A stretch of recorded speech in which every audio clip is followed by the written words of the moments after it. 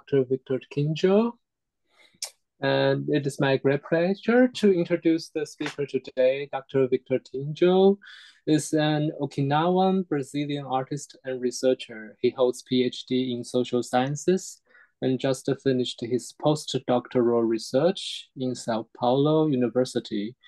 In addition to his academic work, he is a great musician and artist.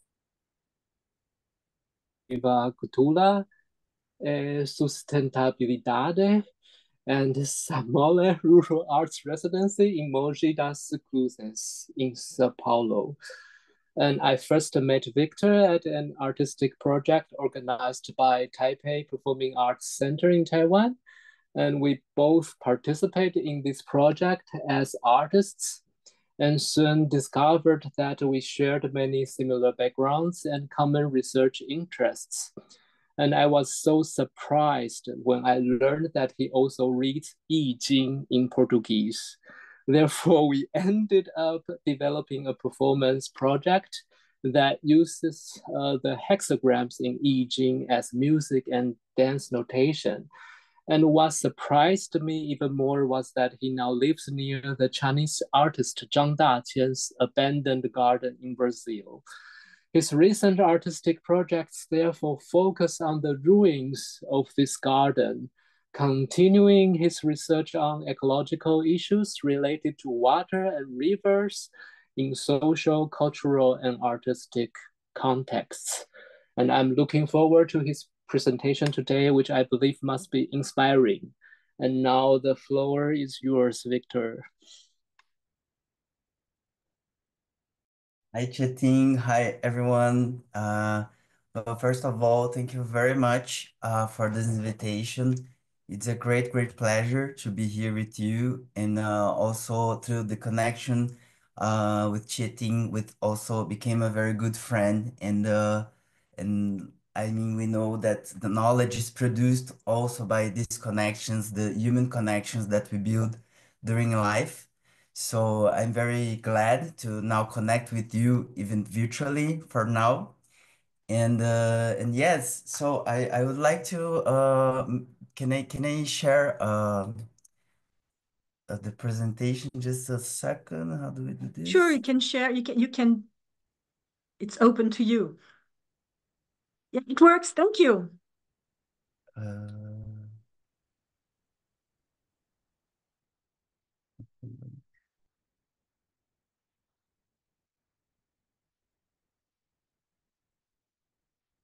can you see my screen?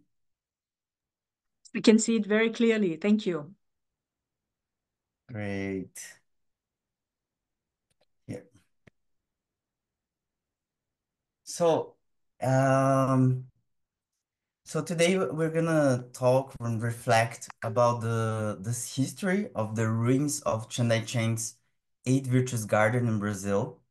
And it's a very kind of amazing story, I would say. And I think we are in the process of looking and understanding what can we do together towards the regeneration of this garden and I would say the planet itself, right? I think we're all working for that. And also I want to share how we're thinking this connection between Asian South American planetary perspective, because of course we are talking about planetary arts. In the same time, we are located in a place, and then each of us we can see like parts of the world challenge from our point of view, the point of view of our own body and our own place in the world.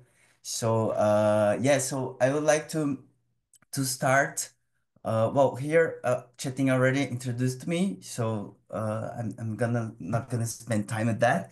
But first present like the place, institutional place that we're talking about now. Right? So as Cheting said, I just finished my postdoc in the Institute of Advanced Studies in the University of São Paulo. It is a center of synthesis global cities. It calls like we are kind of researching about the environmental issues in global cities And so I just finished this postdoc, and now I am the coordinator of this working group arts, um, interdisciplinary working group in arts and planetary health. So in the University of São Paulo, we are hosting a group of planetary health, which is gathering like researchers from all over Brazil, reflecting about planetary health from education, citizen science, and engineering, like very interdisciplinary work. So last year I was invited to coordinate this group of arts and planetary health.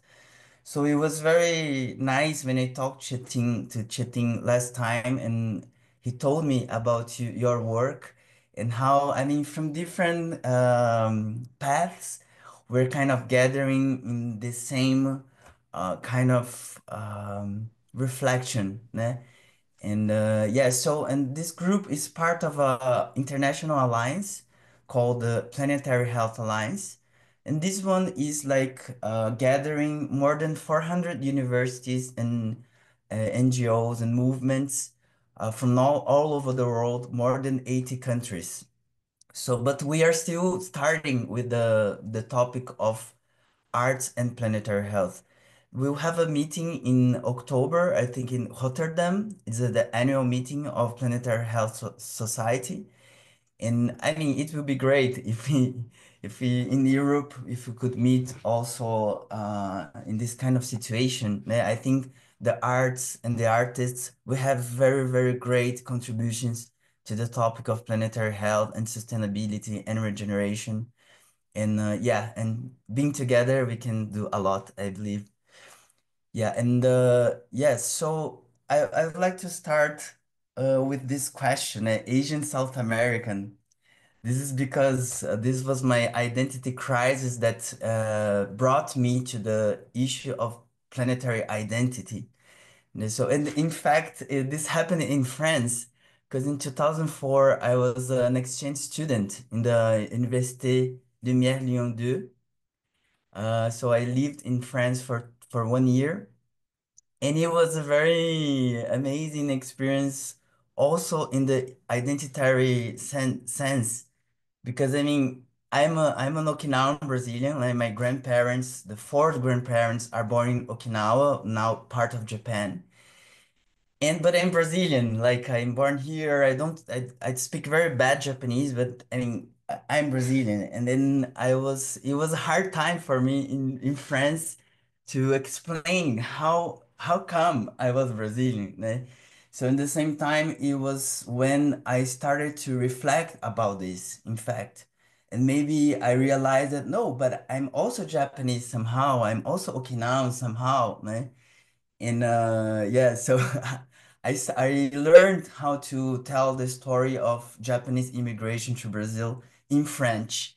So I think it's very interesting, like how the fact that when we circulate, we can see different things, we can experience differently our own identity and our own vision of the world. Né? And of course, Asia and South America, because of our history and because like the education in Brazil and South America is still very Eurocentric, né? So we know very, very, very little about Asian history, Asian culture. And I imagine Asian people also has very limited knowledge about South America. Né? So like the representation, the stereotypes, they are very strong, and they circulate, né, in a way that like the world that we have is also built through this representation. So I think this is a very important point of the part, because in this planetary perspective that we have to build, we somehow maybe we have to radicalize, né, the diversity of the world, of the planet, and of the arts and the thoughts that circulate through these networks that we are building around planetary arts. Né? So before arriving in Chang Dai-chien's Eight Virtues Garden, I would like to briefly tell a little bit how this story arrived to me. Né? Because as I said, I'm a third generation Okinawan descendant. And after I came to France, then when I came back to Brazil, I started to learn more about this. I started to talk to my grandparents actually to understand, why did they come to Brazil? What happened? Like really like this family history. And also, of course, as a social scientist, started to read about the history and the cultural process of this immigration process. Brazil nowadays, we host the biggest Japanese community in the world after Japan. And so our link is very strong. And yeah, so on the PhD, I wrote this dissertation called Songs of Diasporic Memory, Representations, Disidentifications, and Performances from Mishima to Okinawa. So I was interested in first, like I was studying like the issue of homoerotism, sexuality in the work of Mishima Yukio, which is a post-war writer. And of course, when I entered the post-war history of Japan, I also needed to understand the process of Okinawa. Like this was not obvious because as I was saying, we have a kind of geopolitical economy of culture, in the sense that some knowledges are circulate and some others are invisible. So I kind of studied the history books of Japan in Brazil, or the chapter about Japan in Brazil.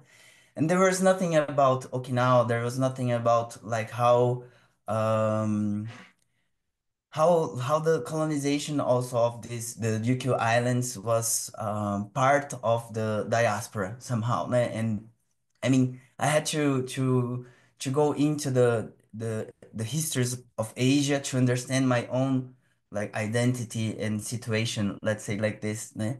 Then well, so this we published this book about the this sexuality dimension of Yuki Mishima's work. And then I started to go deeper in the history of Okinawa. Here is the Ryukyu Islands. So the Ryukyu in the until the end of 19th century, we were an independent kingdom, which had very strong relations with Japan, China, and South Korea or Koreas and the Polynesia, Southeast Asia.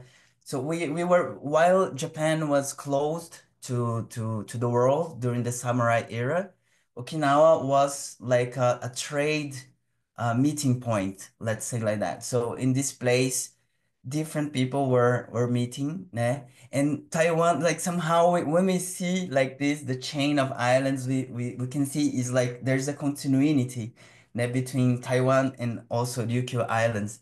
So here we see Naha is the capital of Okinawa. The nowadays we are a Japanese prefecture.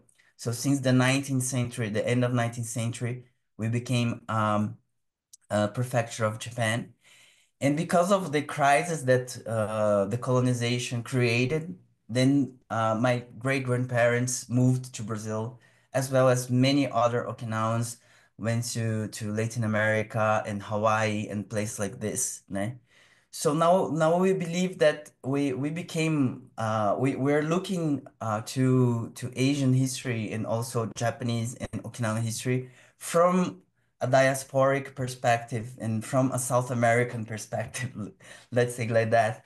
And because also Brazil and South America, we were all colonized, by Portugal or Spain or France or in England, then we have like a very critical lens also to the territories, to the history itself. Then here you can see a part of Okinawa. It's after the war, we were occupied by the US military. So we for 27 years, from 45 to 72, we were occupied by the US administration. And after that, we kind of, there was an alliance between Japan and the US. and like the military base, U.S. military bases remain in the territory. So until nowadays, 20%, around 20% of the territory is still occupied by military forces against the will of the population, because our history with the war is very heavy, very heavy. We, in the Battle of Okinawa, we lost like 1/3 of our population. So it's a kind of intervention that hurts the territory and the heart of people, let's say like that. And so I was studying, cultural studies and literature, Japanese literature, and then I arrived to this social happening.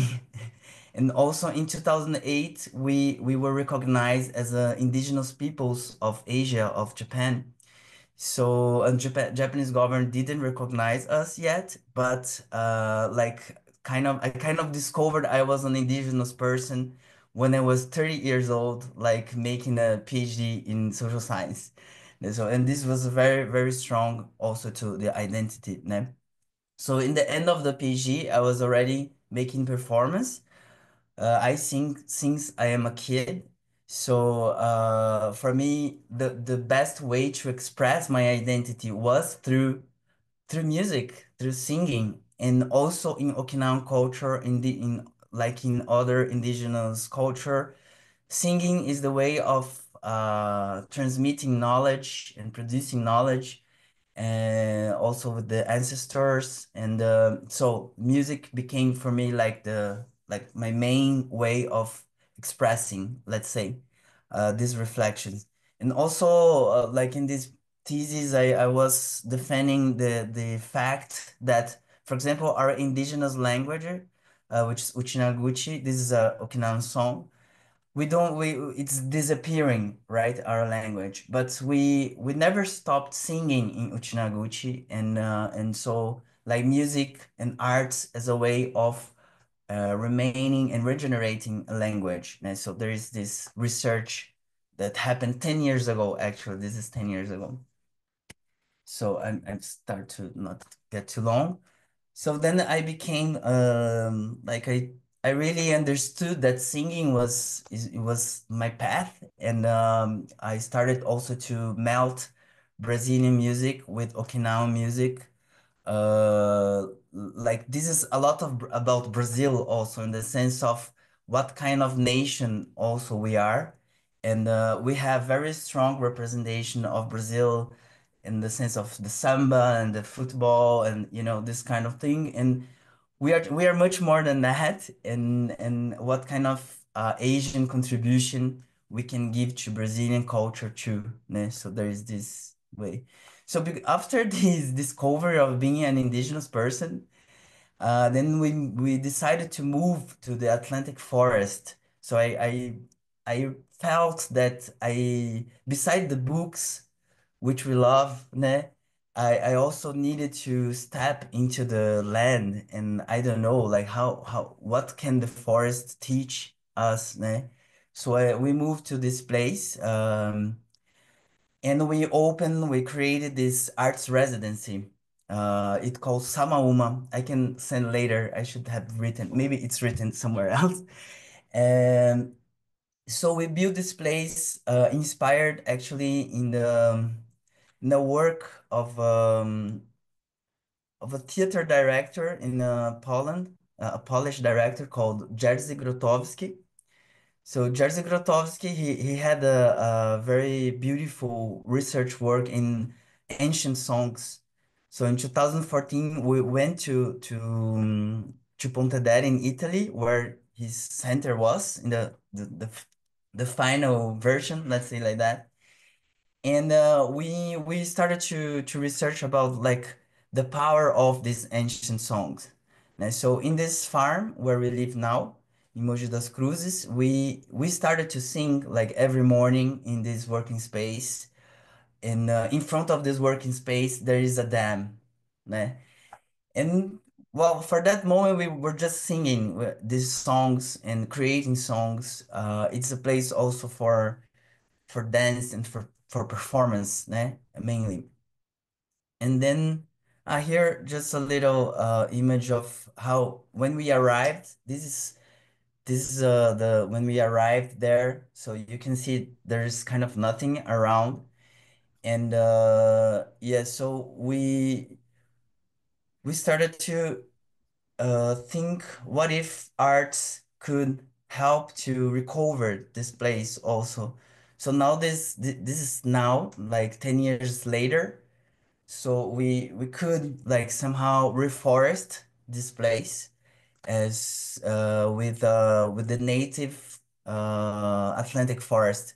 So we are not planting ourselves anymore. We have a partnership now with the Nature Conservancy and other institutions in the territory who are helping us to reforest this place. I mean, we are talking about climate change, we're talking about all the global challenges, but the technology to face it exists. Né? I mean, we have to plant the forest again, né? And it's totally possible. It's totally possible. And yeah, and then we kind of proved to ourselves there that it's totally possible, né? And I think also the partnership with the university very important, né? So here we developed some meetings in this place, and here is a meeting with the this planetary health group and the University of São Paulo. Also, there are some biologists making a like more biological study about this recovery process, né? And we are, of course, trying to involve the community, our territory, building community, because we're having a hard time, né, to work together. So community building is a process that takes time and a lot of energy and a lot of love also, I think. So here then some of my music work, my albums, then I can send some links later to then you can check the videos and the music.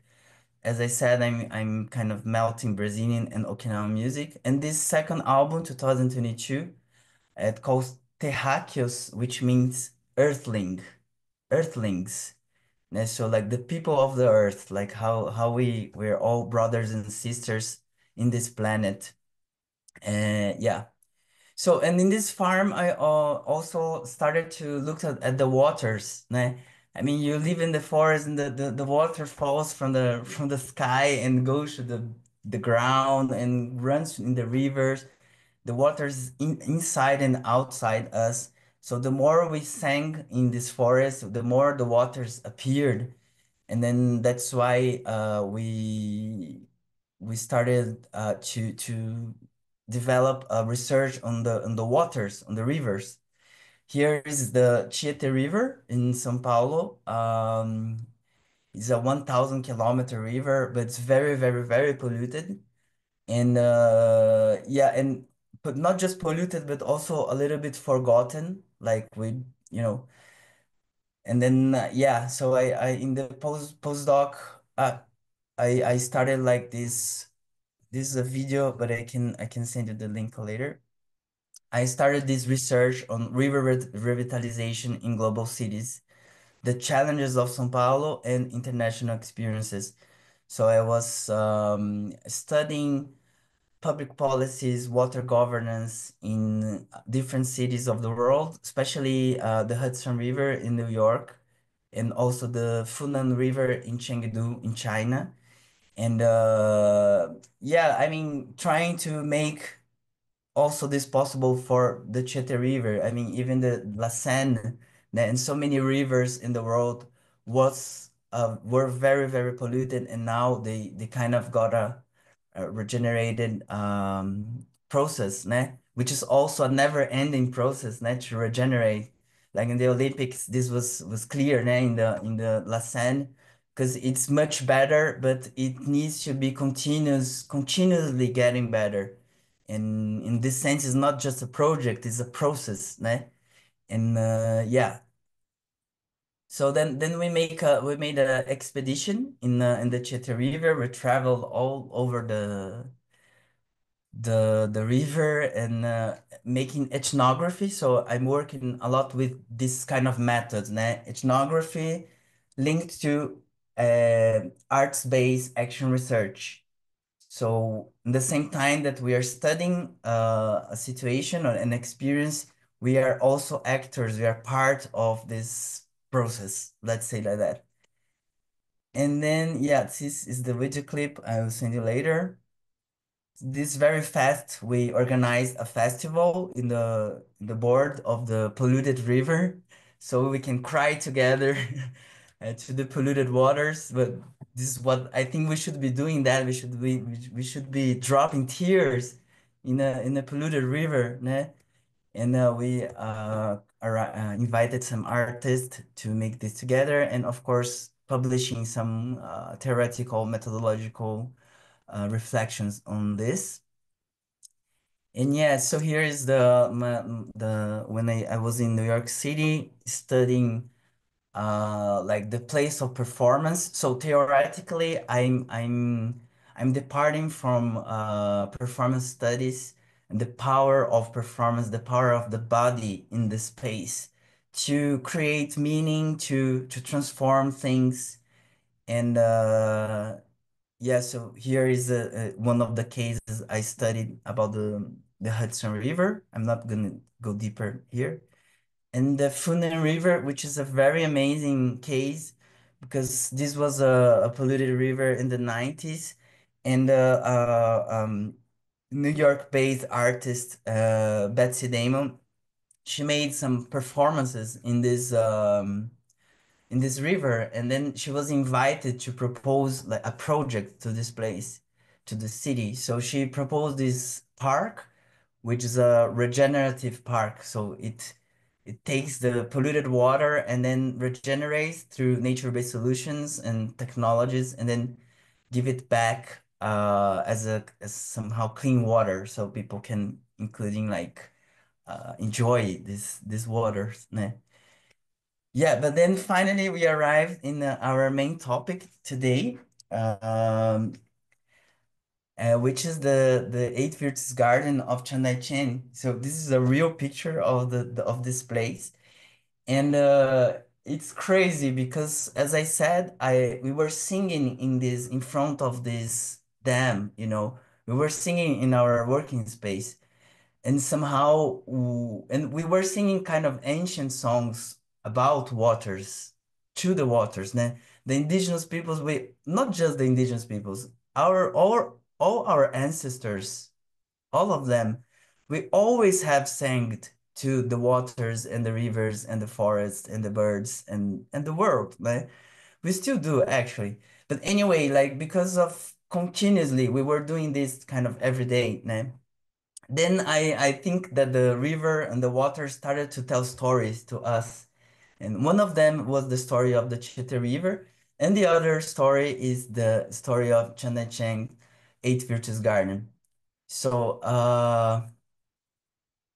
here I want to so here is the where we are. Oh, sorry.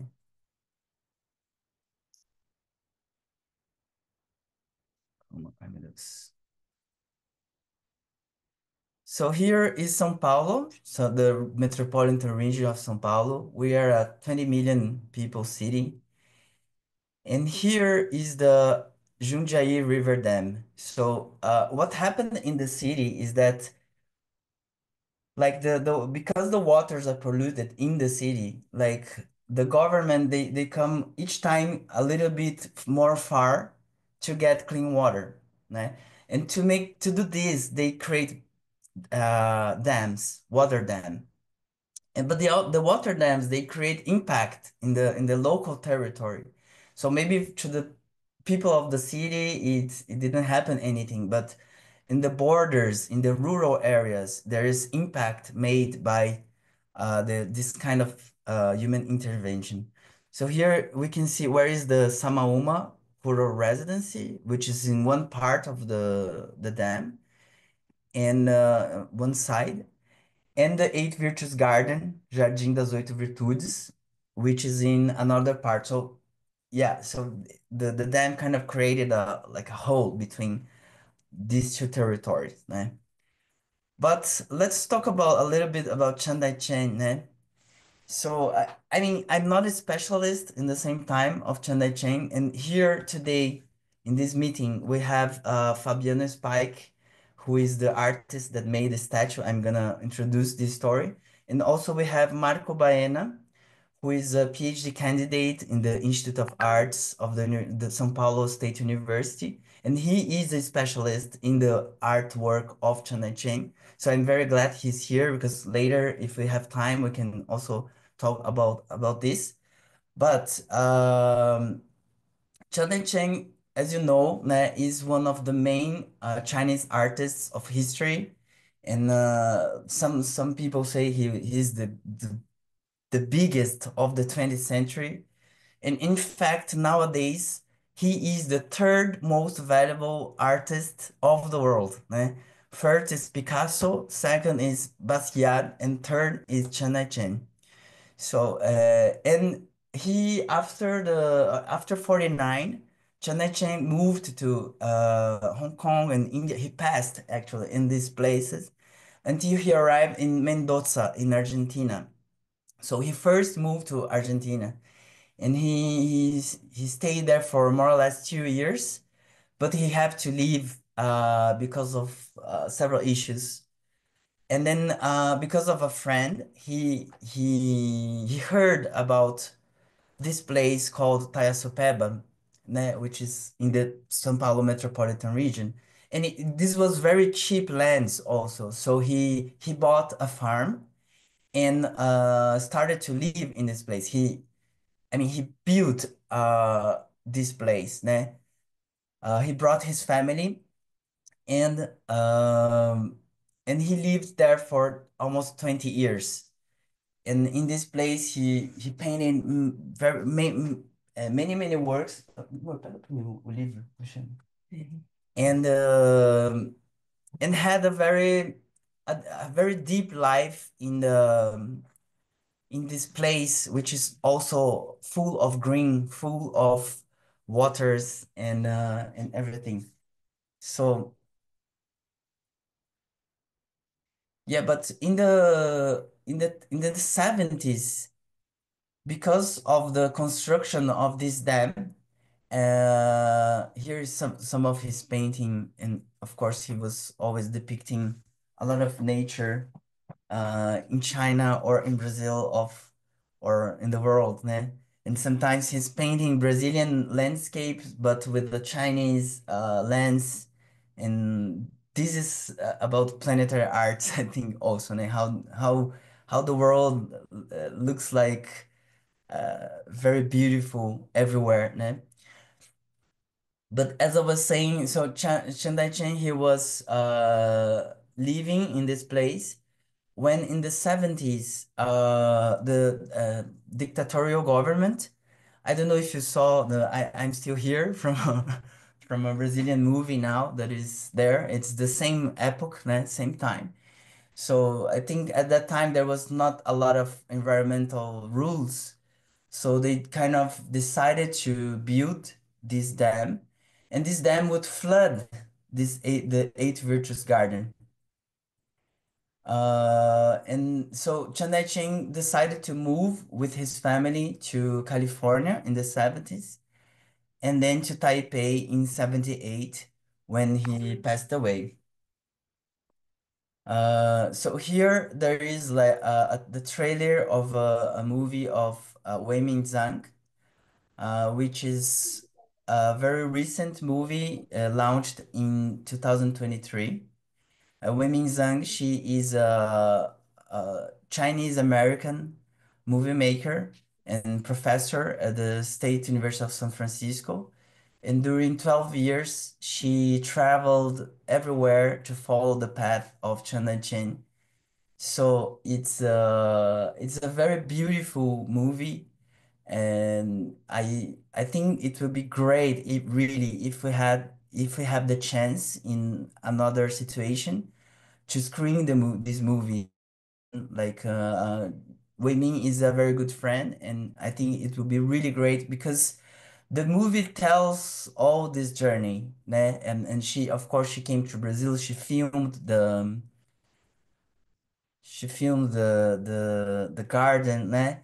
And in 2023, we launched the movie in the São Paulo International Movie Festival, and she won the prize for best documentary.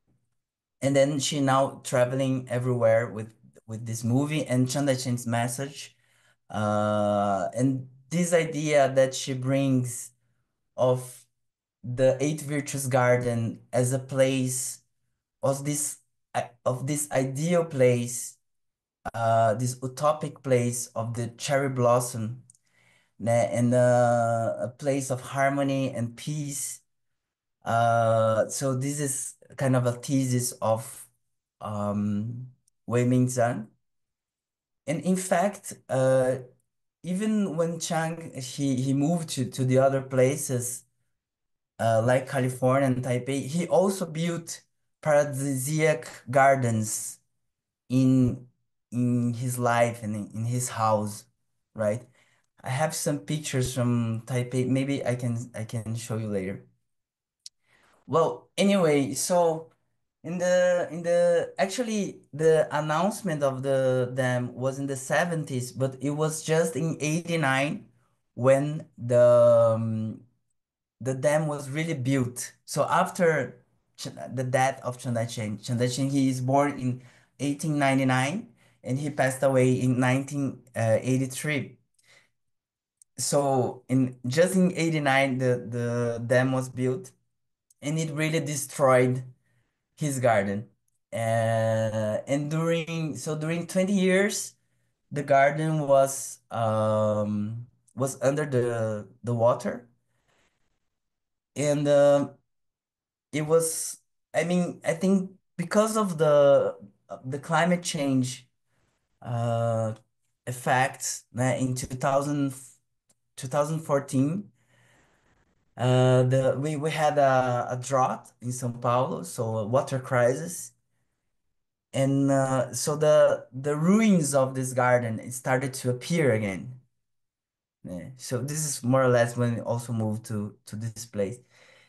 And then because of this, the journalists started to depict and portray this story. And of course, we started to make more research. And then there were some journalists from Mogi das Cruzes and also the work of Wei Mingzhang. I mean, there were some researchers starting about Chang Dai-chien and about this history. And I think now we are in a kind of a movement that all this is part of this movement. I would say academic research, journalism, cinema, arts, like all this together is starting to converge in a sense of around this garden, and around this topic. So in 2023, Fabiano Spike, who is this guy, a very good friend, he's present here. So if you want to make questions to him later, we can also talk to him.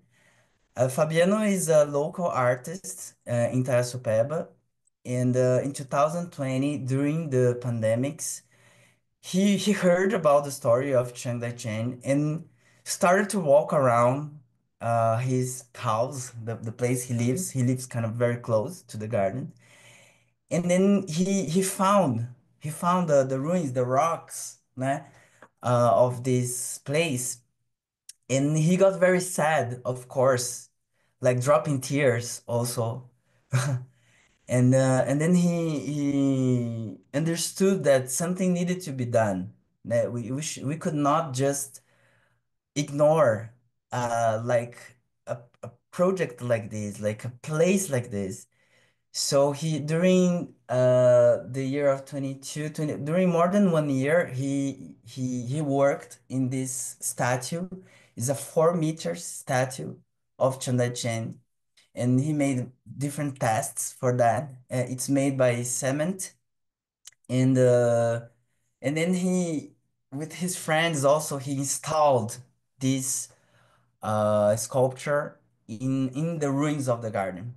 So the garden, that like the place what it is, which is the margins of the dam, né?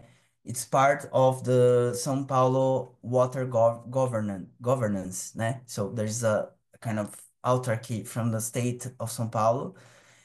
So it was kind of an intervention, né? Like just to stick like, oh, here something very special was here, né? And then we started to move in different ways the knowledge of the community and of the researchers, specialists to understand what can we do for this garden. And so this is last year, 2024, an event, a circle of lectures that we organized in São Paulo, gathering Guilherme Gorgulho. This is also a very important name, Guilherme Gorgulho. He's also a PhD candidate, and he's writing a biography about Chang Dai-chien, which has a lot of information about his passage in Brazil. And Marco Baena, who is here, and Eduardo Colombo, who is a local artist too, and Fabiano Spike, Wei Ming. Anyway, we gathered these people, and then in the last day, we brought the public, the audience, for the first time to the Eight Virtues Garden, the ruins of the Eight Virtues Garden, to see the sculpture, and yeah, it was a very beautiful moment. And so, and here is as I said, as an action research, né? So we started to work also with the local school, né? And so here is a program of formation for the teachers of the local school, like children education, that we co-organized with the Secretary of Education of São Paulo. I think also Neto, who is one of the responsible for the pedagogic department of the municipal local secretary of education. Maybe he's here. He was coming to. I mean, it's our community around the dreams of the regeneration. Eh?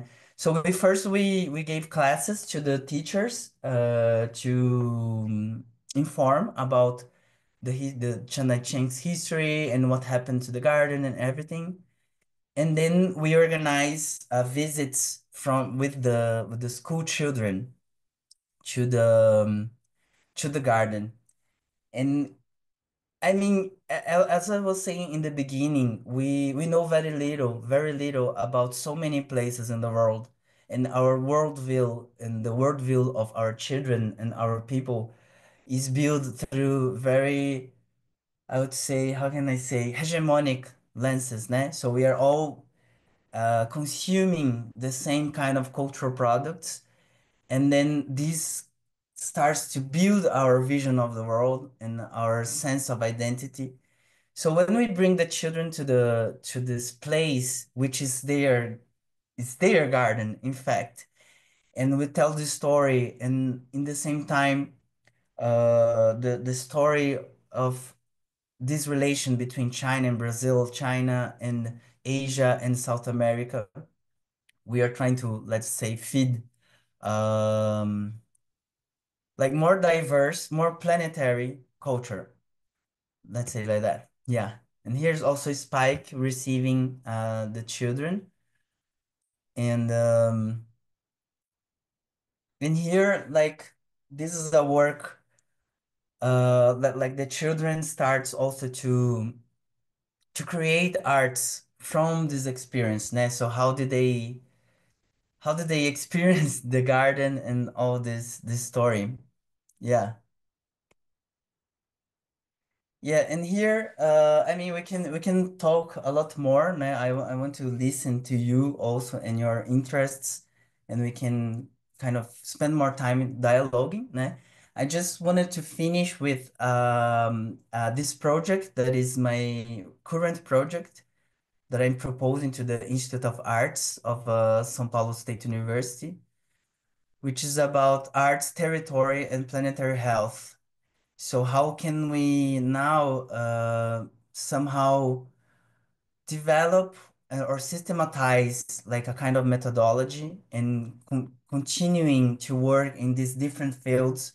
So until nowadays, I work, of course, with the Okinawan issue and with the Chiete River issue and the Chang Dai-chien's issue from a planetary perspective, knowing that Ryukyu Okinawa is the Earth and Brazil is the Earth, France is the Earth, like every place we are living is our common home, né? And literally. So how can we really become a planetary community around this territory, which is our planet, but also in local, né, in a local way. So I think it was very interesting to work in this perspective in Taiaçupeba, which is a village, né? But what if we bring this same kind of vision or methodology also to the city, né? To Paris or to São Paulo, like the neighborhoods, somehow they are villages too, né? And then how can we map what is around and what do we want and what can we regenerate being a community, né? So just here to finish with uh this a kind of um framework, né? Methodological framework from Gross and Hoffman Riem about this is about transdisciplinary research because transdisciplinarity, we are departing from real problems, né?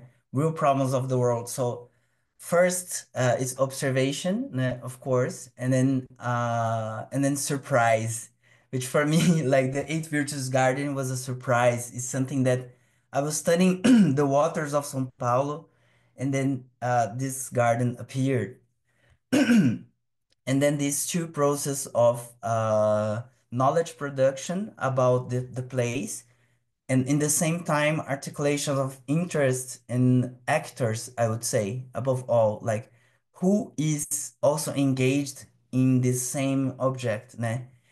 So we have like a temporary accommodation, let's say like that, of one cycle of research and then an intervention, like proposing something.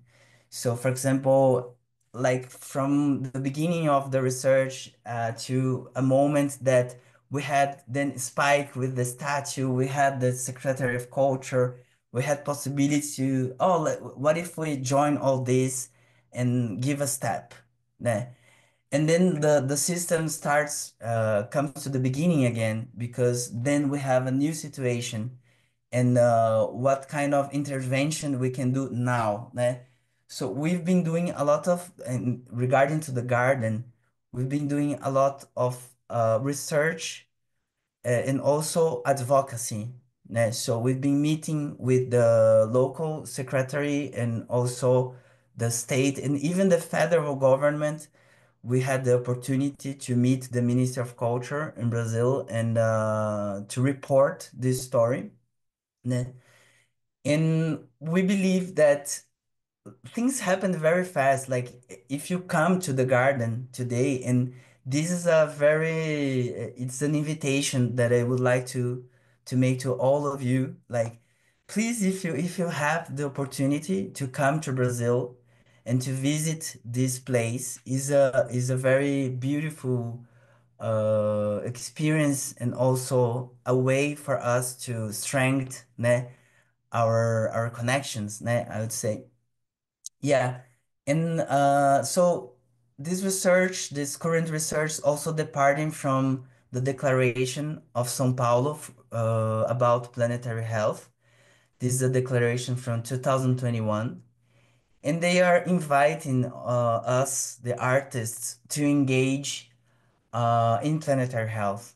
So like they kind of made statements for each sector of society and researchers, enterprises, and everything. And then for the artists, for us to help humanity fashion new narratives about our relationship to nature and to each other that rejects the myth of human exceptionalism and emphasizes our interdependence, revitalize and highlight the richness and beauty of the diverse cultural traditions and languages that we have, especially to celebrate environment and health interlinkages, and create art that reflects what the great transition can look and feel like and inspires the public to act. They are calling the great transition like this that we need to achieve. Né? I mean, we are in a very urgent, when we read the climatologists and everybody, it's very frightening, it's very crazy. And this creates also a lot of anxiety in us. Né? So well, of course, when we are talking about planetary health, we're talking about our own health too. And we know how stressed, how in a hurry, how under pressure we are all the time. And yeah, so how can arts also help us to live better with ourselves, with our bodies, with our expression, né? In the same time, how can we work together to create narratives of regeneration? Because also, yeah, of course, like the critical dimension is very important, but it's the point of the part. Né? So, well, from the situation we have, what can and what should we do? Né? I think this is what we've been doing, or we are trying to work. Né? Let me see. Yeah, so here, yeah, I think I'm gonna finish with this video clip and then we can talk more. This is a work that we launched last year. It's a song called Canto pela Paz, means singing for peace. Né? Yeah, so I mean, because Okinawa and Japan, and I mean everywhere, né, the war destroyed so much um, our people and our lands and waters. I mean, I kind of how can we talk about planetary health or sustainable development, né, in the world in war, né? And repeating like I mean, we're watching genocides, we are watching so many kind of absurds. In how can we address this from a planetary arts perspective, né? And I mean, this is also an endless possibility for artistic creation. So yeah, so I would like to share with you this song. Let me check if the subtitles are on. And of course, here we are also working with a queer perspective, né? You're gonna see me and my partner Eduardo. So, and I think that we were reflecting about that, like how our queer experience also gave us a lot of courage somehow for some reasons. First, because the world that we were raised in the 90s, like to be a gay kid in the 90s was kind of hopeless, it was like the world changing was totally absolutely necessary for our life so we could survive, né? And it was not very optimistic at that time, but if we look what happened from the 90s to 2025, so many things changed. So many things changed. So we have a life now and we can dream, né?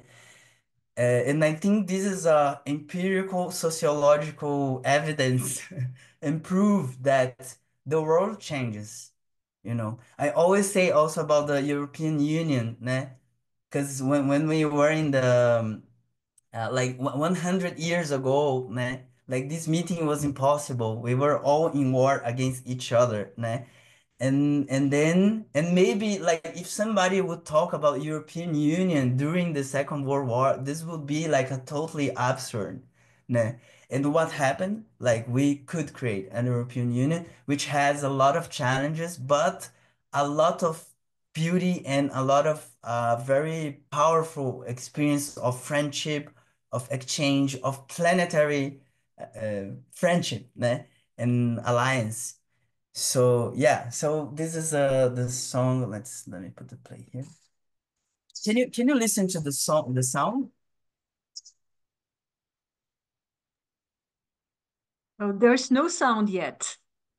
Okay, so should maybe do I need to make any configuration or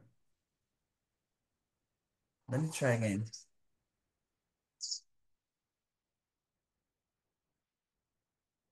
Yolaine, there is no sound at all?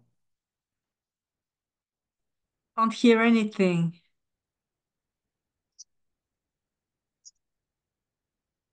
No, I can't hear anything, sorry.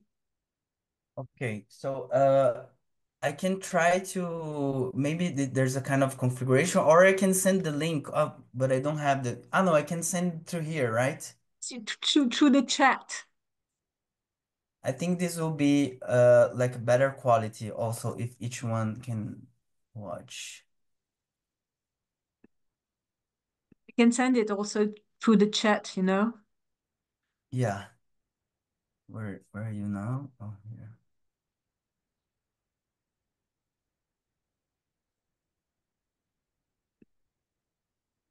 Okay, I'm lost here in the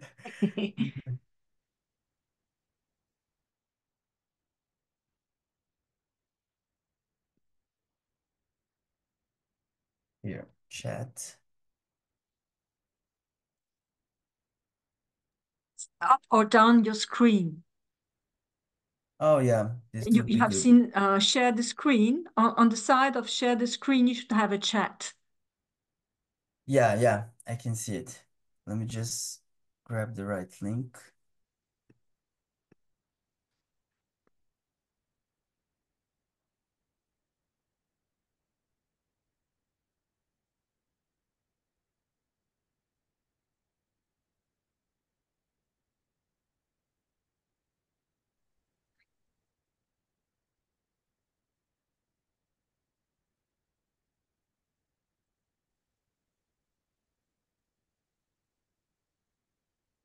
Yeah, I think now it worked.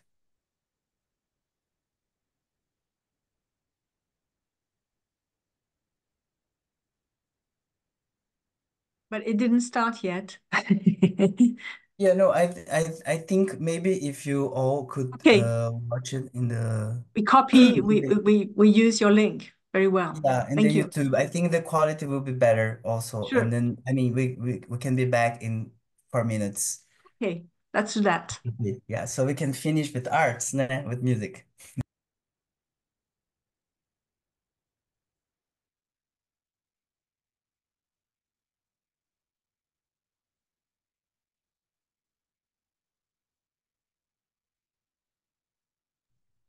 There's English subtitles also you can activate.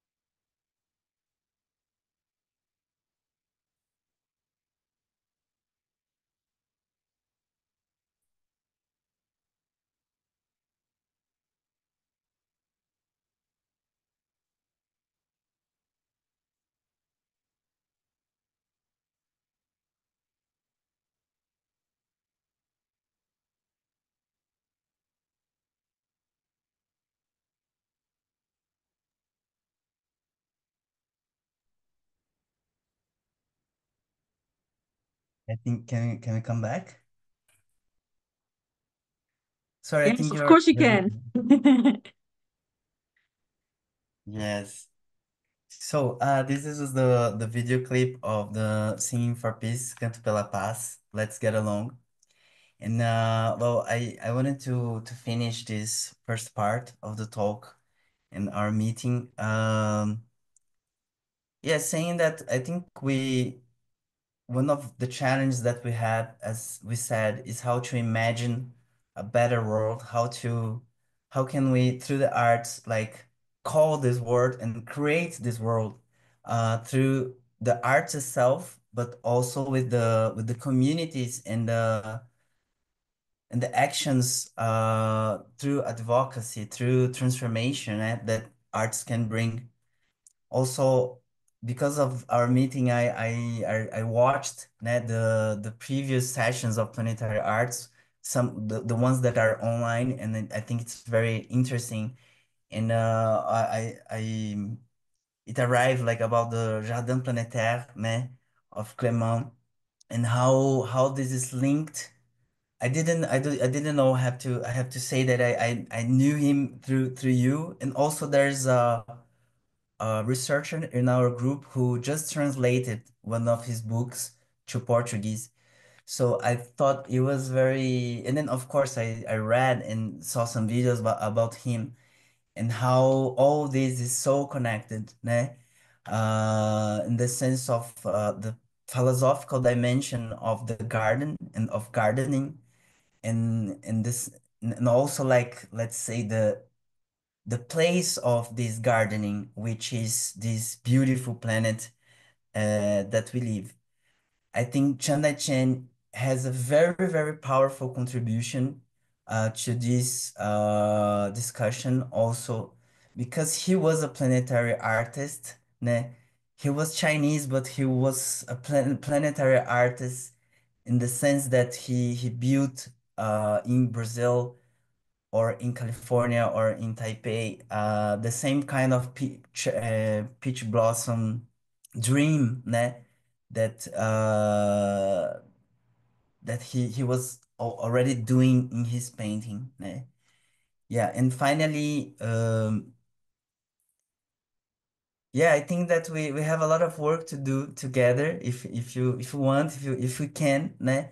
Through exchange, thinking and arts and a lot of also affection. Né? I think we've been talking a lot about this. How can we, through the human connection that we create through knowledge, how can we act for a better planet? Né?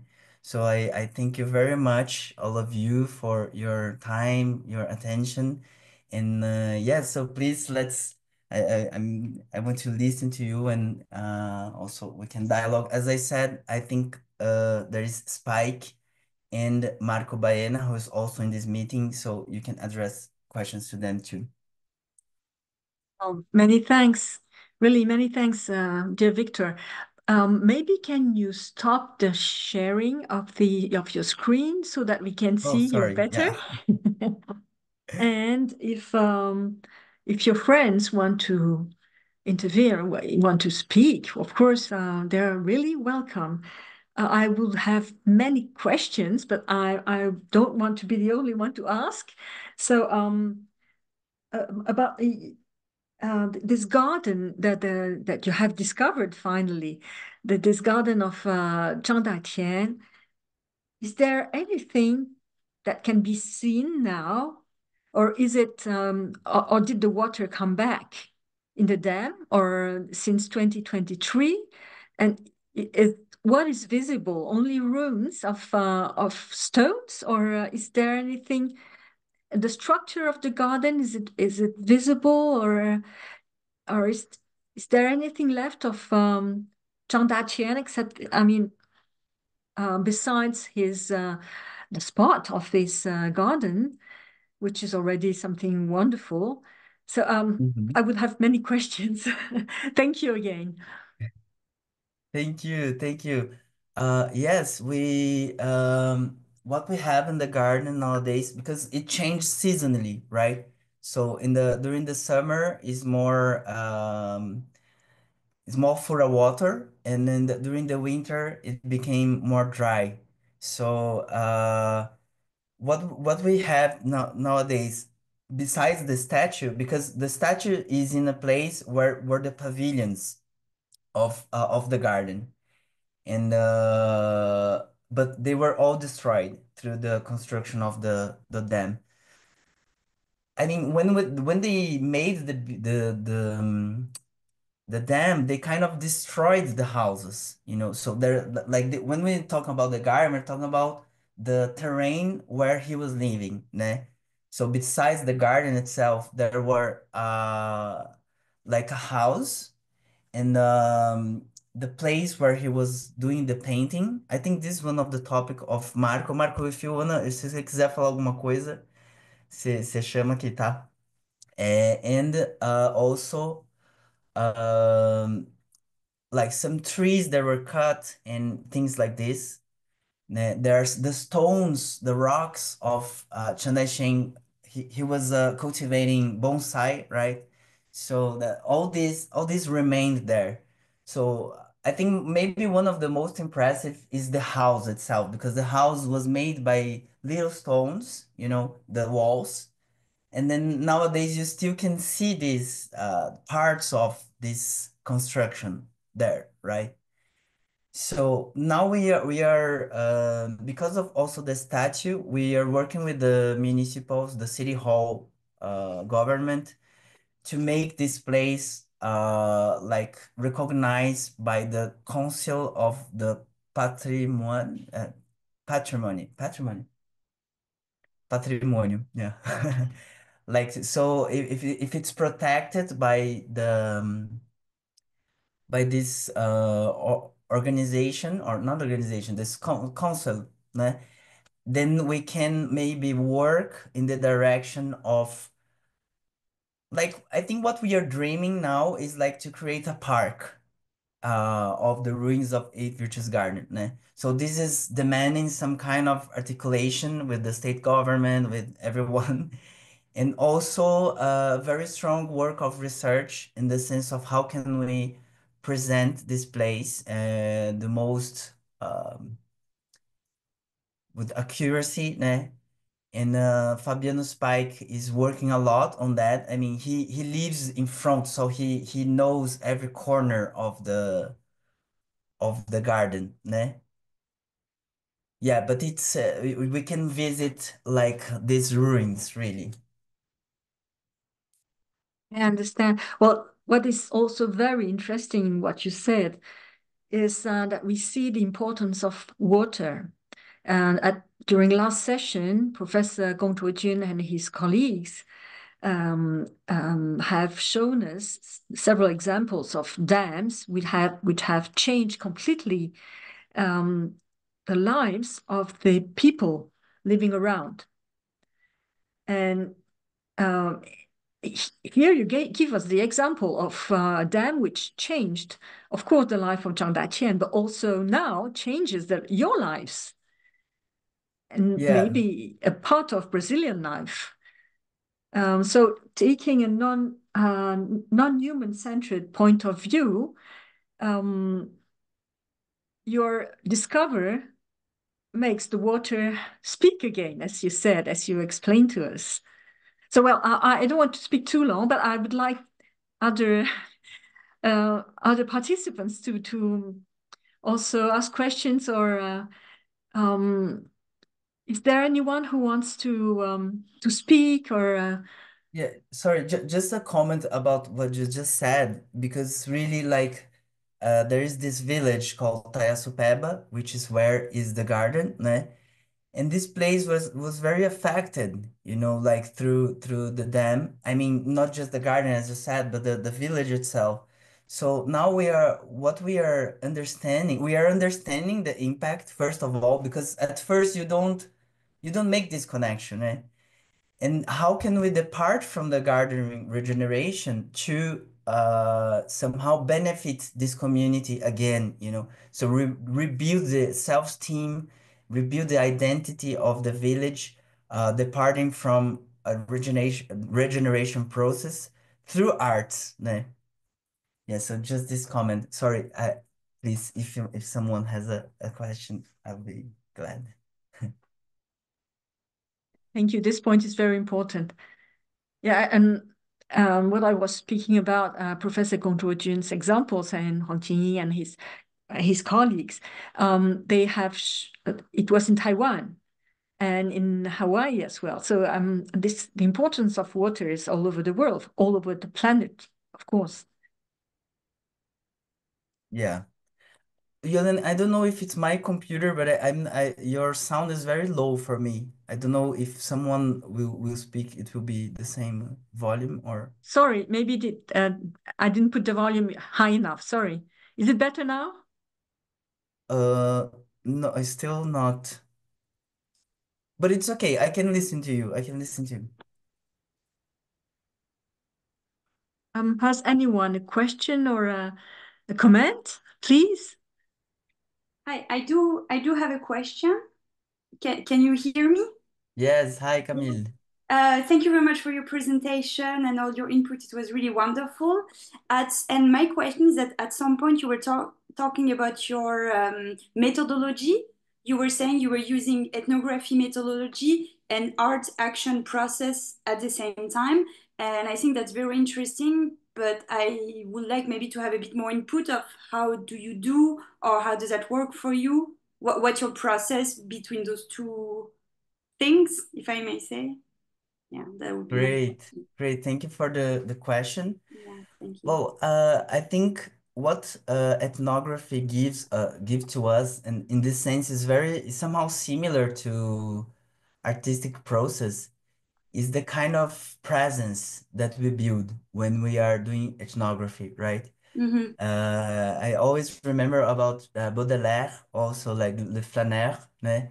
Like the state of walking around and observing the earth, the things, the happenings, and in this detail, né?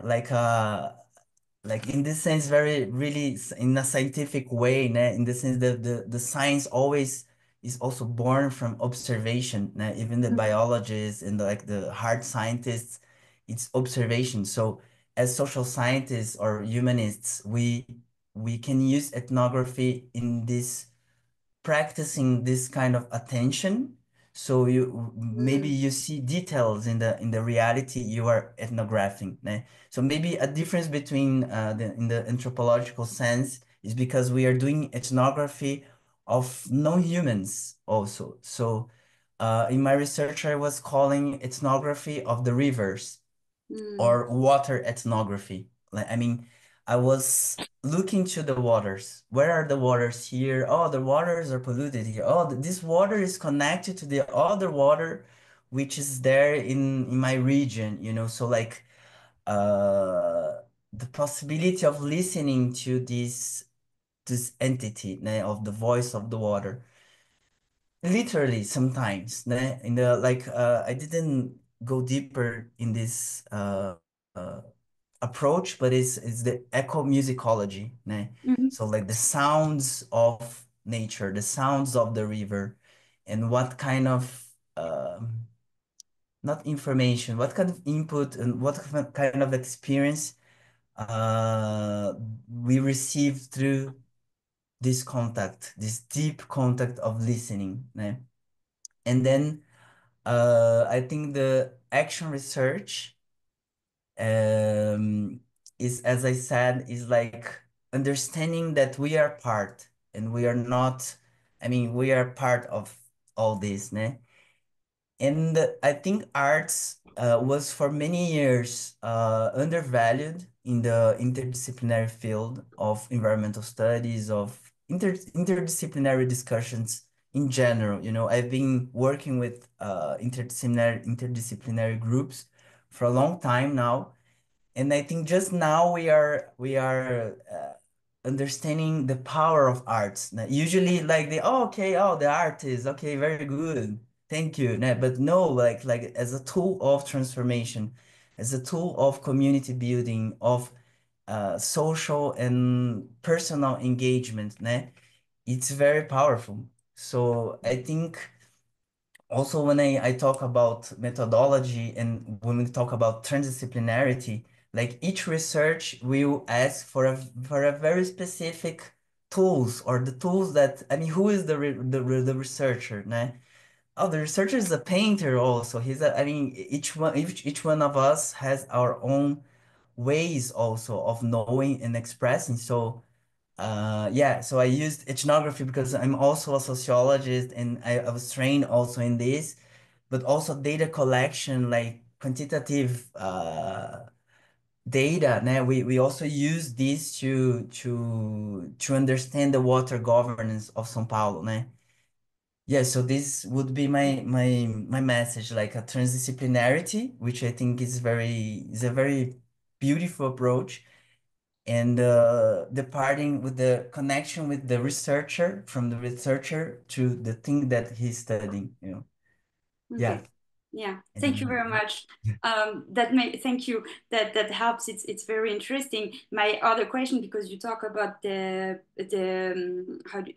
presence in observing, how would you include an idea of aesthetic in your art practice? Then not aesthetic as it's beautiful, but almost as a more philosophical and larger theme. Do you think about that? Do you? I think that what we've been developing also in our arts residency is a work on meditation and contemplation. Né? Mhm. So yeah, we do a lot of this work linked to dance and Okay. arts and research itself and writing itself. Né? Mm. So I don't know if we look for a final aesthetic itself. I think we are more interested in the process somehow. So Okay. I mean, we showed a video now, a video clip, but I could show like something totally different from that, like in terms of Okay. statics and arts, and you know, because I think we like, you know, like diversity is so extreme. So like each kind of process that we propose connects to some kind of people, let's say like that. Mhm, Né? mhm, mhm. And somehow we want to talk to everyone. So I mean, we do sometimes more traditional work and then we mix with something. I do painting, you know, like as a way of expressing different dimensions of the same thing. Sometimes these things are even contradictory between Mhm. themselves, but this is also part of knowledge and expression. Okay. So yeah, so I would say we are thinking a lot about the process itself Mm. and how can we breathe in the same time, you know, like not doing or departing from this listening Mm. before we are doing something. Okay, here there are the trees, there are the wind that is, the trees are dancing, oh, the birds, and then we can move from this movement that we receive. Mhm, mhm. Yeah. Yeah, Yeah, and I maybe think this is there is, very sorry. ethnographical somehow. Yeah, sorry, sorry. Sorry, Yeah, I you. was saying maybe there's a thought here about creating an aesthetic of the process, more seeing aesthetic as a final form in the movement, maybe. But yeah, that was very interesting. Thank you very much. Yeah, thank you, Camille. Chi-Ming, you had a question? Yes, Victor, thank you very much for your talk. Can you hear me well? Okay. I'm in Taipei. Great. Yeah, so in Taipei, we are very, very interested in Chang Dai-chien. As you said, he has built also his garden around National Palace Museum. I don't know if you have visited that garden yourself. You mean in the National Museum? No, beside on the mountain. Oh, yes. Yeah, you've been there. Beautiful. Yeah, yes. So I would really like to know more about the heritage of Chang Dai-chien in Brazil. Is there any collection? Has he left any disciples? there's educational process at this time. Someone Okay. continue his work, his style. You tell us more, Okay. please. Thank you. Sorry, I don't know why the volume is very. Você pode entrar? Você tem o link, né? I'm trying to connect here on also device so I can listen better. But if I'm not wrong, you asked me about like how is the arts of Chan Dai-chien in Brazil, right? The works. His reception. The reception. Thank you. Thank you. Oh, thank you very much for this question. I think this is very important because the question that we posed, the first question is like why, né? Why it was flooded and why it was invisible. Why nobody knew about that, né? And like the hypothesis that we raise is about the place of somehow Asia or China or like new non-European artists in South America, né? Because I think that if I mean when we study the representations of China in Brazil or Asia in general, if we're talking about the 70s, like it's like how to express, né? There was a lot of racism actually and xenophobia or the China is like we have a lot of racist sayings about China even nowadays, so I think that the fact that he was a Chinese artist in Brazil was central for this kind of forgotteness, né? Forgetness. Now that we are problematizing this, né, from different perspectives, and the racial issue became a very important issue in Brazil, and China became what China became, né? So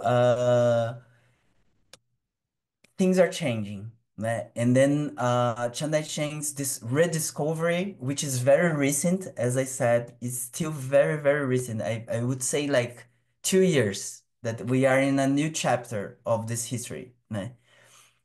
And then I think it's starting to become more and more valuable, né? This story and this understanding. Something very curious, not curious, a little bit sad, I would say also. Guilherme Gorgulho, during his research, he found out that there were two artworks in Brazil, present in Brazil. One in the south of Brazil, Porto Alegre, and the other one in the northeast. Like during the 60s, Chiang Dai-chien, he made an exhibition, né, in the Museum of São Paulo, Modern Art. And like this curator, then I mean he received the works as a gift from Chiang Dai-chien, two works, and donated them to Olinda and Porto Alegre. But when Guilherme got in contact with these museums, they didn't know. They just knew like, oh, there's a Chinese painting here that we don't know. There's no name. We don't know whose is this, né? And then because of the research, they discovered it was Chiang Dai-chien and it was the most valuable work of their collection, né? And this happened twice. This also happened in Olinda. So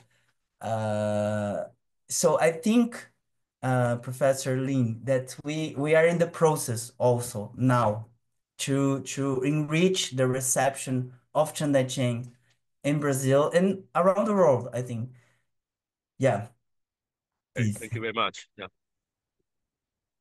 There is a question, or Marco Baena wants to speak. So please, Marco. Yeah, Marco, please. Você conseguiu? Hello, can you hear me? We can So hear. We hear you cannot very see well. you, but Yeah, we hear you very well. Thank you. Okay. Hello, everyone. Sorry I had no video. I just want to say congratulations, Victor, on your wonderful work. It is always a pleasure to hear you talk about your journey and to collaborate with you as well with local artists like Fabiano, Eduardo, and local scholars like Guilherme in this revivalist movement of Chang Dai-chien's legacy in Brazil, and which is also part of a global movement of rediscovering this very important artist.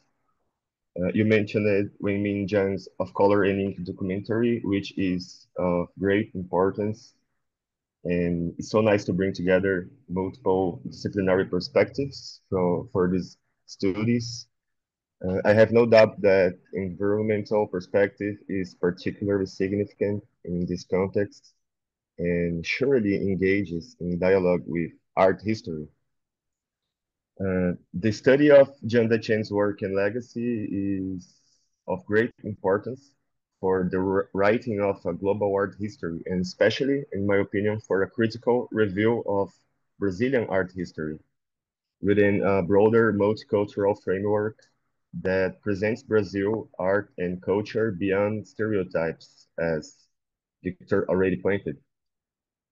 Also, the creative process of traditional Chinese painting, as practiced by Chang Dai-chien, involves an harmonious relationship between the artist, the studio space, and the environmental in which the studio is situated. In this case, the garden itself became an integral part of the creative process, engaging in dialogue with poetry, painting, and writing, and music, and the way the stones are placed in the garden. Chang Dai-chien used to say that writing poetry is like to positioning stones in the garden. So I think it's a beautiful image, and this represents also a multidisciplinary perspective on art, which is also present in Victor's work, which is truly wonderful. So thank you for sharing it with us. And also, in response to Professor's main question, the reception of Chang Dai-chien's work in Brazil is still quite limited.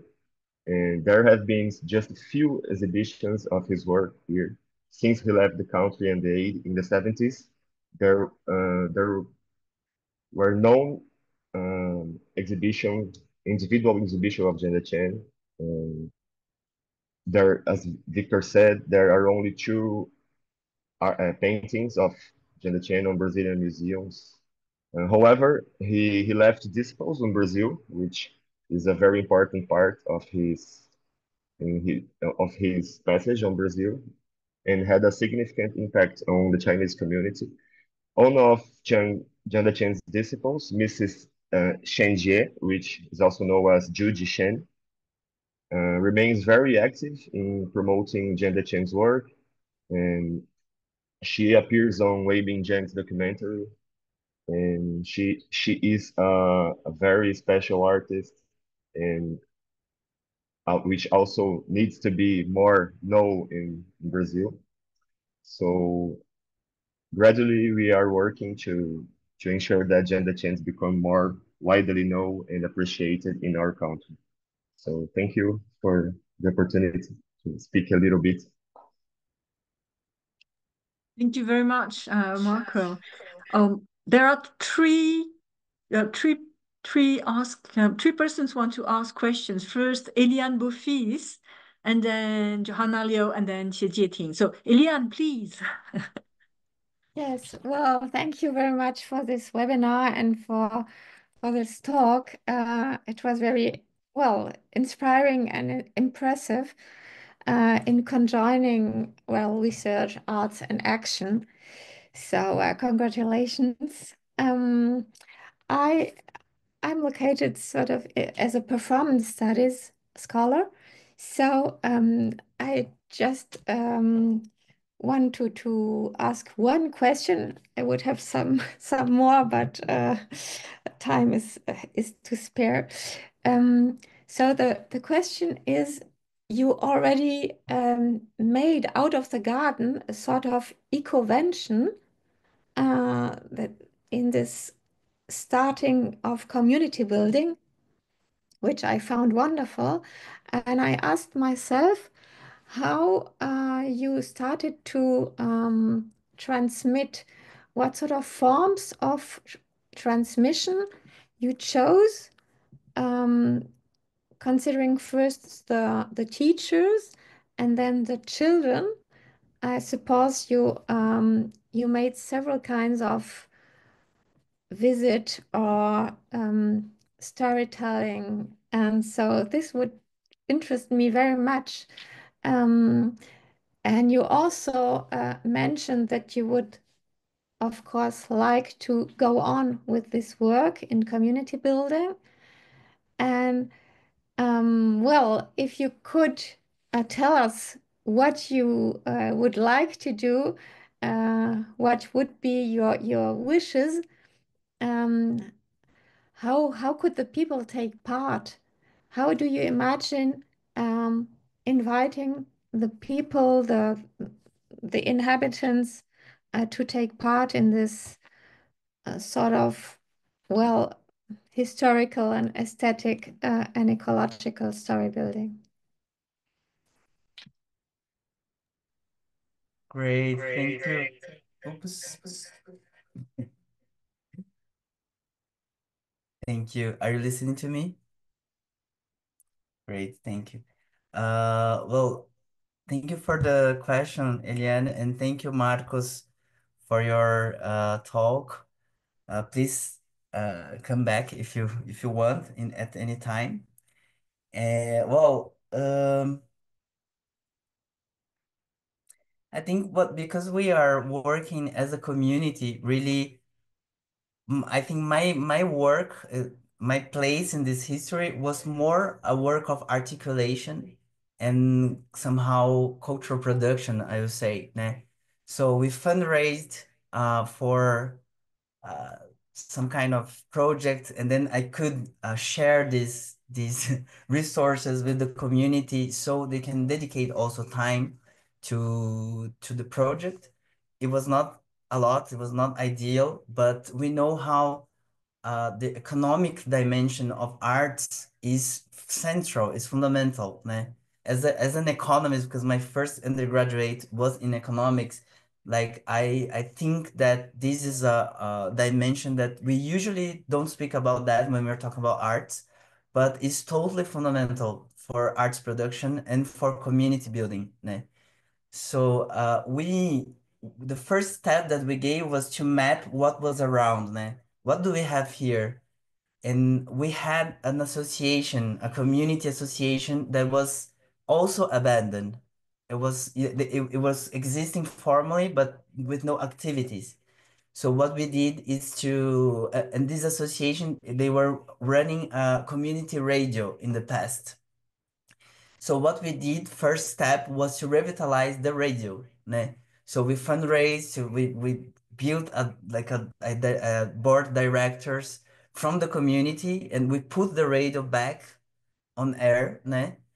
And meanwhile, all this was happening. Né? So we kind of joined this two process in the sense of, I mean, the Chang Dai-chien's project is just one of the initiatives that we are working in the community. Né? So besides this, we organized like the anniversary of the district with concerts and open mic, things like this. Né? And we brought the population during the anniversary to the garden. Né? So we took everyone there, and Spike was there talking and speaking. This year we organized a carnival also. I hope next year we have also a carnival block about Chang Dai-chien with he. I don't know. We're having ideas, you know. So this is in the community dimension, eh? In the sense of the schools. Yeah, I don't know if Neto is here. He is the chief of the Department of Pedagogic department in the Secretary of Education of Mogi. So yeah, so this was a work that the teachers developed actually. So we created the bridge, but it was really a pedagogical work in this sense. We have the dream to have a book, né, and like a cartoon, for example, to tell the story of Chang Dai-chien to the kids, né? But it was very amazing the fact that they themselves they painted all these works later, and then we gathered some of these works during the anniversary of Taiaçupeba. we exhibit to the community, né? And there are very good works. Like it's very interesting how the kids depict, né? Yeah, and what else? Yeah, so I think we have to see community building as art. I mean, we make decisions with what do we have in the hands, and what do we want, what do we imagine, and things that we make mistakes, and then becomes another thing that is also interesting. So how do we take arts as a way of doing research and community building? Né? Yeah. Thank you. Thank you very much. So much. Eliane, do you want to add something? No, I just wanted to thank you. Thank you very much. Johanna, you had a question? Yes, thank you very. Can you hear me? Can you hear me? Because Yes. my Yes, it's my okay. sometimes is unstable, so I miss some part. But firstly, I would like to express my gratitude to Victor. This is a very, very interesting and inspiring talk for us, especially on the topic of planetary art. And your content is so rich. And among all of the contents, I'm interested in one of the topic. It's planetary health, because in the beginning you're talking about it's related with the Planetary Health Alliance, and so when at the end you're talking about Chang Dai-chien's garden. And I remember the name of you mentioned that actually the name is Eight Virtue. Normally in Chinese, when we talking about the Eight Virtue, sometimes it will remind us to think about the virtue of ethics, the activity of human being. But actually, it seems that Zhang Daiqian's eighth virtue is not referred to the human's behavior, but a kind of the seven virtue of a kind of the fruit. It's a persimmon. In Chinese, we 柿子. So I think we all of us know that the seven virtue of persimmon are like longevity, no birds, loss of a shade, no insect, and have a white leaves. Is good to, you can use the leaves to write on the leaves, and the others is like you can use the persimmons to treat the visitors, and etc.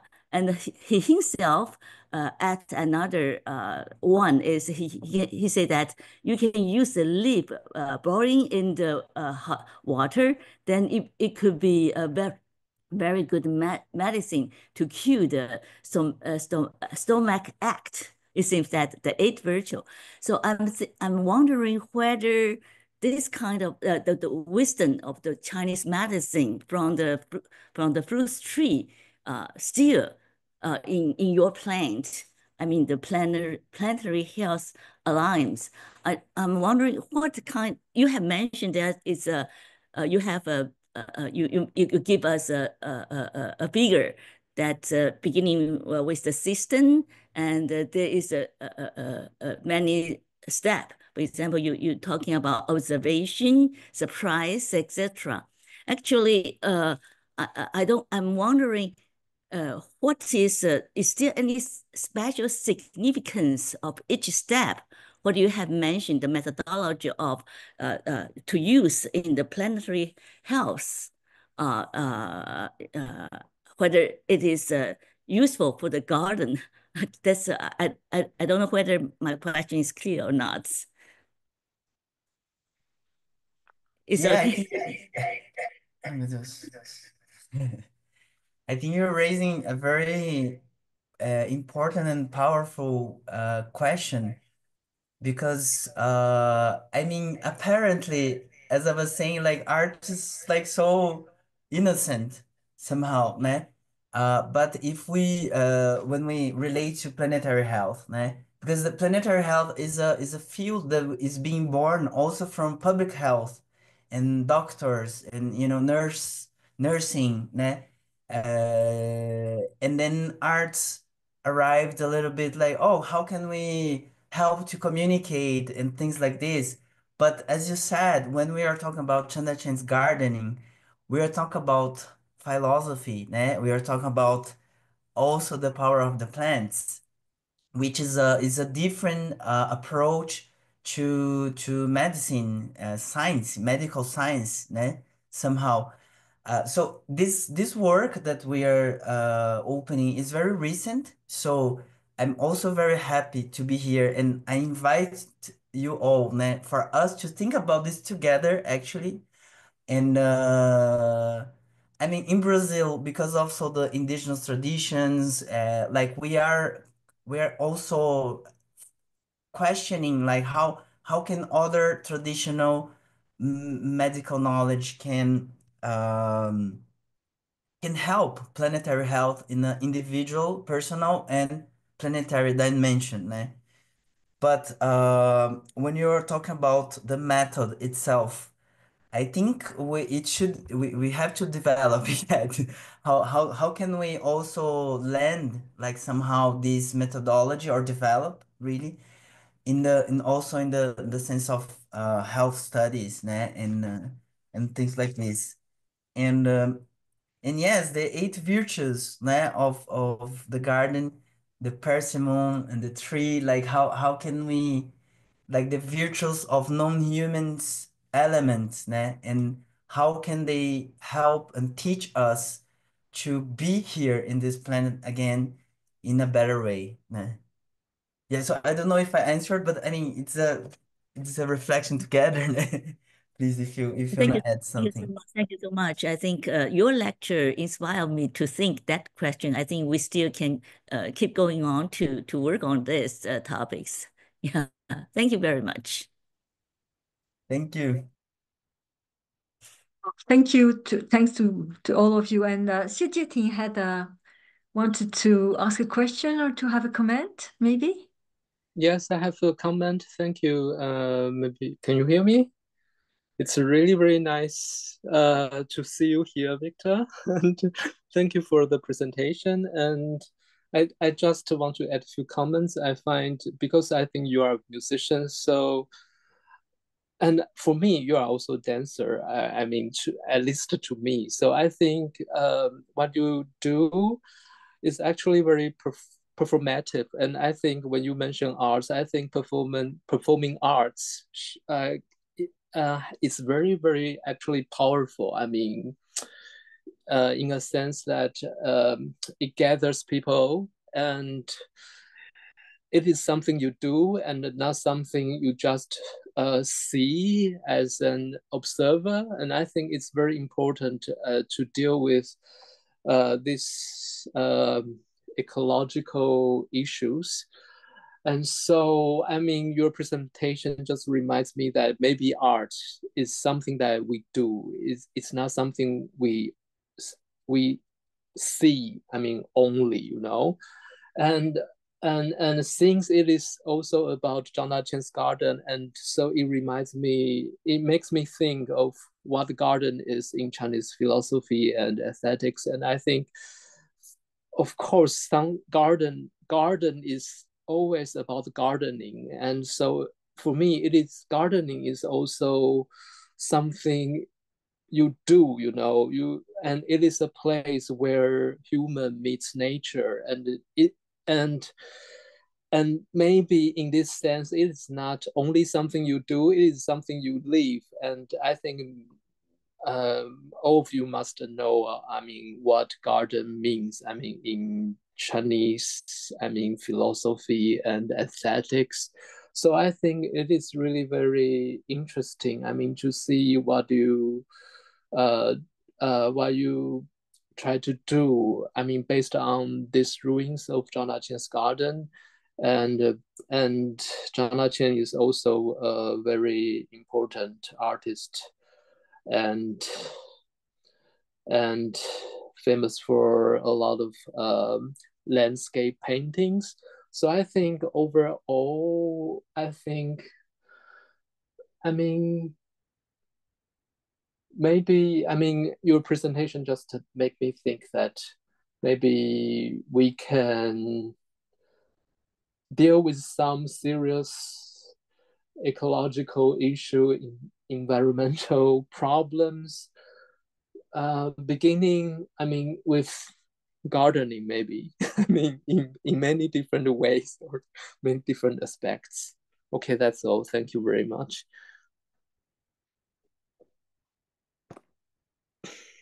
Thank you, Chiting. Wow, it's so nice, né? Because when we were back from Taiwan, né, I spent 1 month in Taiwan 2023 for this arts residency. And then our dialogue was so powerful, né, Chiting and I. So how can we keep doing this, né? So we started to write letters to each other, like a Google Docs. And like, when I have time, go there and like, but it's not very um formal communication, like really like kind of letter, né? And we call it gardening letters, né? So in the sense of this cultivation that I think, I mean, the fact that we kept these gardening letters together made the our dialogue keep going, né, and continuing. So it's really like very, very, very joyful to be here again, né? And about your comment, yes, I also believe like the power of performing arts, very rich. Of course, each art has different powers, let's say, but also in performance studies, we've been understanding like the performativity of everyday life, né? How this concept permeates everything, just everything, every interaction, and how somehow the reproduction of culture is the reproduction of this performance of everyday life, right? But when we depart from performance art, then we can propose somehow through our own body and our own voice some kind of disruption in this reproduction process, né? So I think and in this sense there's a performative dimension of the statue of Chang Dai-chien made by Fabiano Spike. I mean, it's not just that he just made the statue; he installed the statue in the ruins. I mean, it was a big mobilization to put that statue there. It was performance in this sense. And it changed the space. When you are there now, it's not just an abandoned place. It's a place that is in process of recovery. And this changed everything. And so I think in the theoretically speaking, the concepts of performance studies can help us to understand social action, socio-ecological action, as a continuity of the artwork itself. So the arts impacts as an action, né, the world in several ways. So it's also for us to think what kind of impact we want to produce in the world, né? And yes, I think the concept and the practice, above all, the practice of gardening is very powerful and important. As I mean, that's why also I was talking about like how the process somehow is more important than the product itself, né? Because I mean, it's an everyday and it's a live cultivation. It never ends, né? Well, it ends when we die, maybe. But we are not gardening alone also. I think this is very important. Like we are gardening together, this story now. And we are gardening with the community. And I mean, when we make this connection between the community and this global community that we are having here, maybe then we are being planetary, né? So because I was asking myself, né, to come to this seminar, like, oh, but what makes art planetary, né? And I think this deeply local and deeply global dimension of things that we can propose can make it planetary, né? And yeah, so thank you so much, Chiting. And well, I'm waiting for you all in Brazil. You know that, right? Well, thank you again for all these remarks. And you were speaking of gardening, and you were mentioning just a moment ago the Planetary Garden from Gilles Clément, right? And Clément explains that it's not that the earth should be like a garden, but that we should treat Earth like we treat our garden, taking care of Earth, of our planet. That means not only trying to use it, but trying to protect it and to develop it. So as I understand, that's what you're trying to do with your community, right? Yeah, I think after 10 years, because there's 10 years we are there, I mean, we had other plans already for what we were doing, and it didn't work that way. And I think like the space, né, the garden, because there are different kinds of gardening also, né? There, and I think Clement, he's talking about this. I mean, there's some kind of gardening that is trying to control all the aspects of what's happening, né? And I mean, the forest, the forest, the power of the forest is so much bigger than what we can do. And so somehow you are kind of, you're just a helper, né? Like you are part of this garden, in this sense, like a tree or like an animal, you are also part of this garden. So yeah, so I mean, it's a learning process. So I think we are trying to do this, but this was happening somehow. Suddenly, this is what was happening, and really, it's really beautiful to see how the land can regenerate. Because just the fact that for 10 years we didn't drop any poison in the land, it made already some trees came back, right?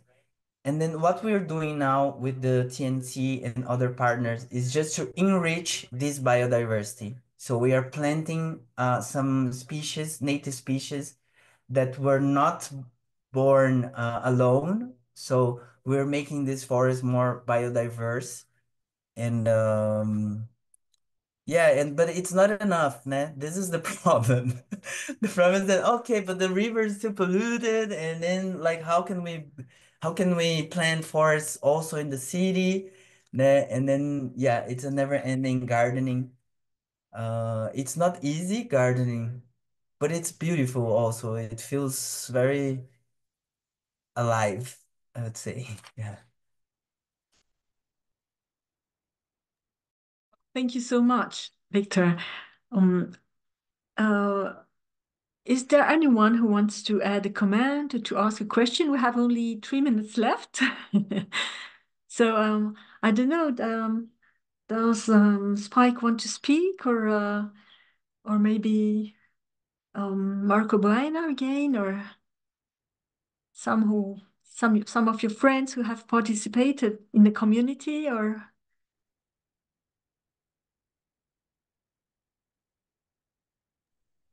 I think I'm not seeing Spike here. Maybe he left. He had maybe he kids, left. so. Yeah, that's Rodolfo, fala, possible. fala. Não sei, fala aí. Não? Tá. Ok. O Marco, você quer falar alguma coisa para finalizar? Acho que tá tudo bem. É, só agradecer mesmo. Yeah. So, well, I can make a final talk and then, well, first, like Marco, if you can be in touch with him, I know that you have like an association, right, for for Chinese philosophy. Is this? I want to know more about that actually. And I mean, Marco is defending his dissertation now on Chang Dai-chien's artwork. So he has much more knowledge about Chang Dai-chien himself. So I think it's very good that we keep in touch. And as I said, I think the movie of Chang Dai-chien of color and ink, of color and ink, it's a very good movie. I don't know how if you already did something like this as a screening, or because the movie is not available, né? But I know that it was already passed in Paris and in Taipei. I can update you also if I know if I know some about some transmission. But I know Wei Ming, she's doing a lot of exhibitions in universities. So because then we can have like the screening and a talk, né? And yeah, it's a very beautiful movie. And well, I will send you through email like some links also with some material of this presentation. And besides this, I just want to thank you very much for this time, and hoping that we can be in touch together, like thinking and making planetary arts. Né? Yeah, thank you again, because I know it's quite early in Sao Paulo and it's very late in Taiwan. It's already 11 in the evening in Taiwan. So really many thanks to all of you, and we keep in touch, and we see each other next month. If you're all welcome, of course, for next session, which is on April 14. I will send the information. So thanks to everybody, and see you in April. Thank you, everyone. Thank you so much, Victor. Thank you very much. Thanks. Bye.